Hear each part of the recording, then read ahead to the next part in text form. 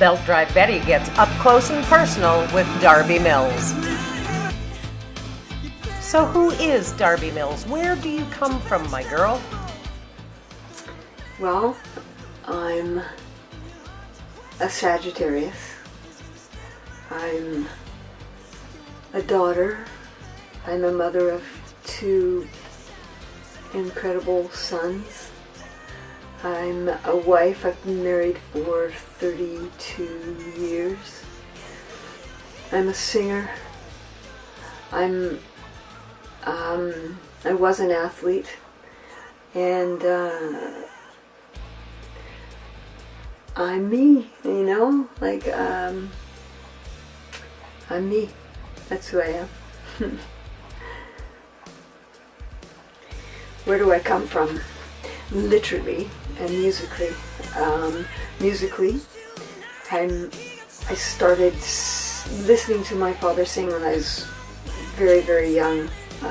We had a cabin out at Maple Lake, and we'd lay on the driftwood and the logs beside the fire, and I would listen to my dad, who was a incredible singer, who is an incredible singer. He's still with us, and he would sing out, and his voice would echo across the lake all the way to the other side, and you could see the bonfires on the other side of the lake, and when he'd finished singing, you would hear people clapping, and that registered with me right from 2 and 3 years old. I thought that was the coolest thing, and I figured that one day I wanted to feel that appreciation. I think that's what it was. So musically, I was, from a very young age, tuned into the give and take of music, and then high school, I managed to join my first band, and I sang, the very first song I sang was Crazy on You by Heart, because they were a huge influence. The Dreamboat Annie album was a huge influence on me, and so they invited me into the band, and we got some new members, and after about 3-4 good rehearsals, one of them said to me, you know, you sound a lot like Janis Joplin, and I didn't know who Janis Joplin was. And so they brought over the Pearl album, and I listened to it and listened to it, and then, okay, that's who I sound like, so I guess that's good. I didn't know. I do now. But so Ann Wilson and Janis Joplin, and then another friend brought me into a completely different realm, which was Linda Ronstadt and the Eagles. And so musically, who am I? I'm somewhat diverse.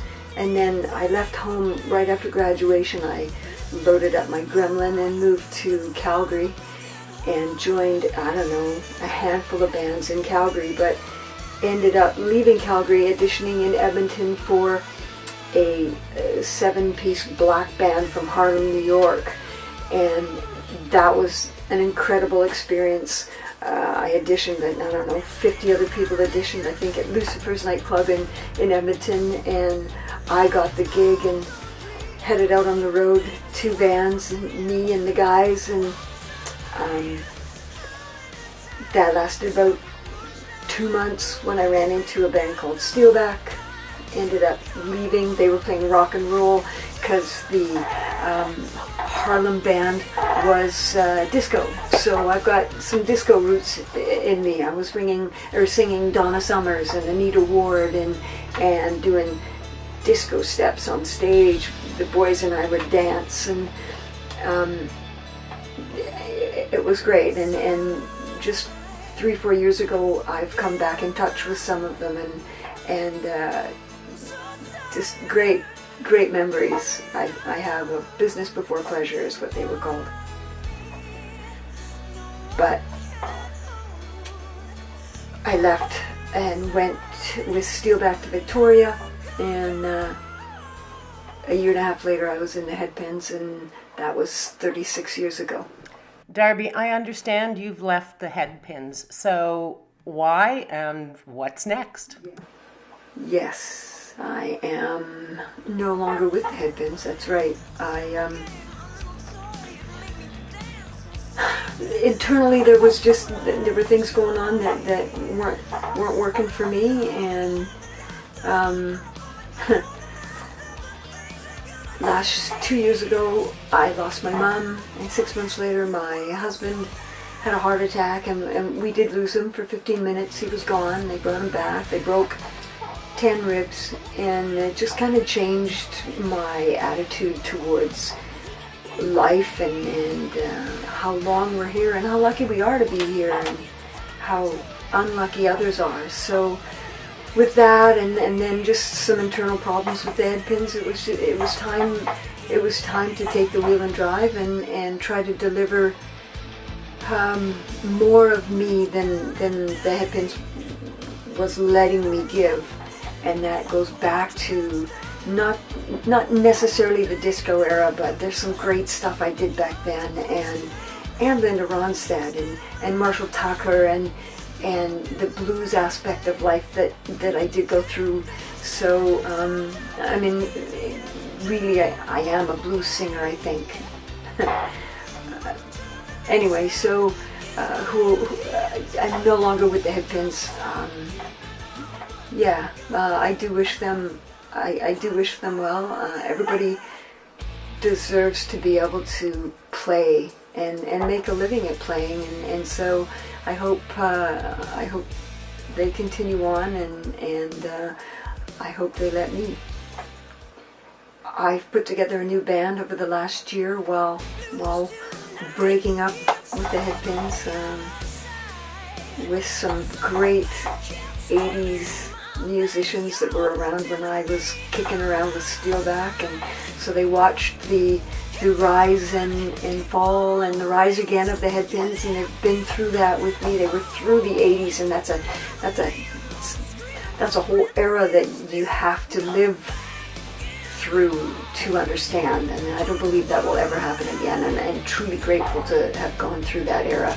But they were there, they saw it, and so having them step up when I gave them a call and say, yeah, I'm in, I want to do this with you, Darby, I'm so grateful to them, and they are very supportive and protective of me, I believe, at this point, and so they want to see me stretch my wings a little bit. So we've been practicing pretty hard. We're 4 shows in at this point. We've got, I believe, 5 more shows booked, and there appear to be some more phone calls coming in and lots of people connecting. So I'm hoping we're going to get an opportunity to hit all of Canada, and lo and behold, there were some times that we soared the charts over in Europe, so maybe we'll try and hit Europe, or make it across the wall and go down to the United States. I don't know. Well, we're gonna do our best. I'd like to be around for another 10-15 years, so gonna relax a little bit, try not to sing so hard all the time, and yet singing hard that's who I was right from the beginning. So I'm looking forward to this new part of my adventure, and I hope you are too.